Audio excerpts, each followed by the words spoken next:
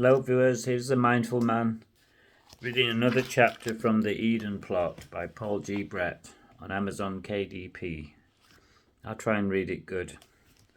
I'm sorry, said Canon Southgate, but we read in order of seniority, and it is my turn today. But I am the sub-dean and take precedence over you. There is no such post in the cathedral status, Harry, as you know, and I am in residence this month. I shall continue. He began again to announce the Old Testament lesson, and the sub-dean subsided into his stall, purple in the face. What's the matter with the old fool? I shall speak to the dean about this later, he growled under his breath, but the words he heard soon brought a cynical smile to his lips. Ah, city of bloodshed, utterly deceitful, full of booty, no end to the plunder. The crack of whip and rumble of wheel, galloping horse and bounding chariot, horseman charging, flashing sword, and Southgate droned on, seemingly unaware of the power in the words. Harry Oakwood stared at him across the choir, his anger turning to mirth. There's no passion in his life anyway, he muttered. I will throw filth at you and treat you with contempt and make you a spectacle. Then all who see you will shrink from you. I hope that's not meant to be a description of us, whispered the precentor to his neighbour, though on second thoughts maybe it is. Then the dean stood up to read the second lesson. As it unfolded, the words seemed all too appropriate. But he began to curse, and he swore an oath. I do not know this man you are talking about. At that moment the cock crowed. The thought flashed through his mind as he read these words that whoever put nature, Nahum, and Mark together in the daily lectionary must have a great sense of humour, and there was such drama in the juxtaposition. But contempt and betrayal, surely none of the canons would treat him like that, nor he them. As Kennington left the cathedral at the end of the service, the sub-dean, still furious at what had happened, moved quickly to his side. May I have a word with you, Christopher? There's a little matter of precedence and of discipline to be clarified. My dear Harry, I think you must sort it out between you. That was unpardonable just now. I insist on this matter being formally resolved. Is the sub-dean senior to the canon in residence or not? If I am not, there is no point in holding the post.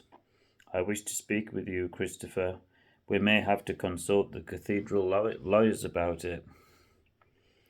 Very well, very well. I'm rather busy today, of course, but come and see me tomorrow, would you? At 4 p.m. I think I'll be back from London by then. Come to the house if you will. Thank you, I shall be there. And turning on his heels, he marched stiffly away. Kennington went in the other direction towards the deanery on the south side of the cathedral.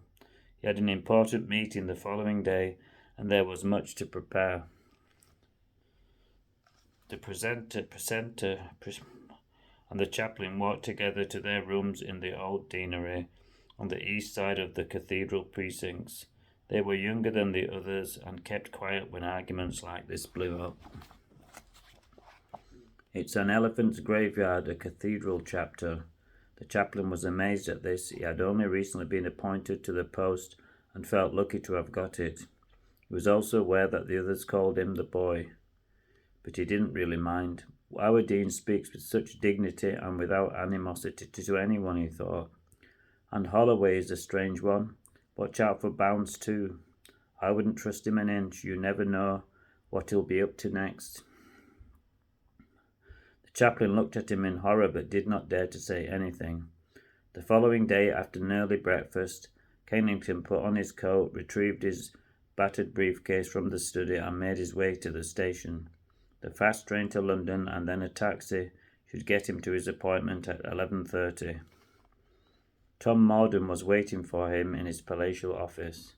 After several business ventures that were better forgotten, he had set up a mail order company selling executive clothing, silk shirts in particular, and it had done well.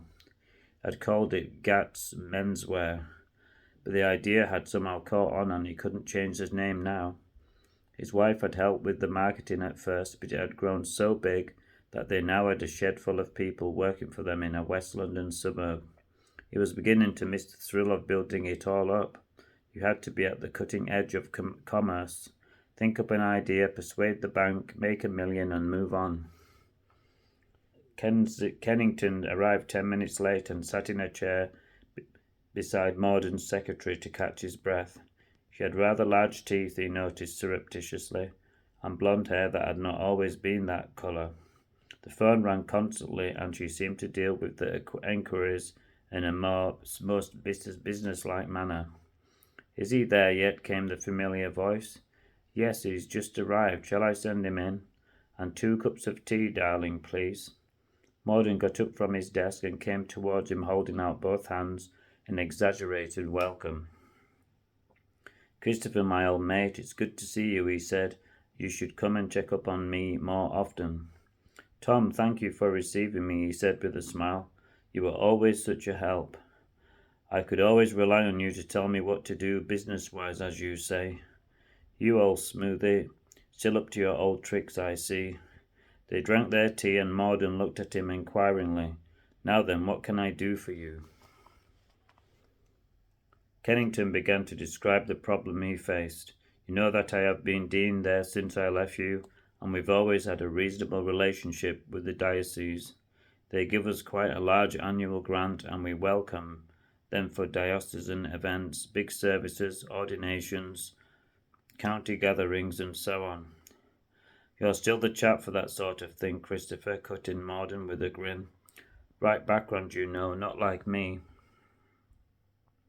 Kennington was secretly pleased at this, but said nothing. "Anyway," he went on, "they've decided to reduce the grant, and yet our costs are escalating all the time. We've tried everything. That's the problem, you see. I just don't know what else to do. I've even wondered if I ought to get rid of 1 or 2 of the canons and sell their houses. In many ways that's just what I'd like to do. But for all the use they are, or even a verger, that would give us the income we need, but it'd be a bit draconian. I suppose I ought to find something more exciting to occupy their time, really. But my successor might not thank me if they went off to run clergy training, or on some national duties or something." Hope you enjoyed these few pages of The Eden Plot by Paul G. Brett. Please sub me if you enjoyed it.